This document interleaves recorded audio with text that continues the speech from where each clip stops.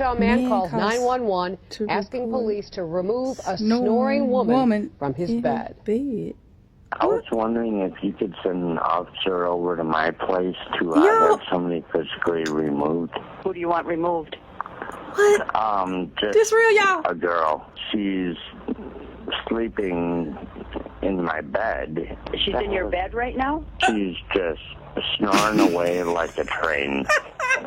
Is that her snoring that I'm hearing? Yeah, she's snoring like a train.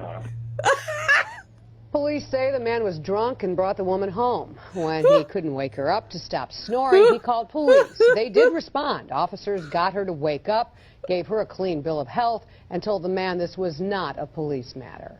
Hear it.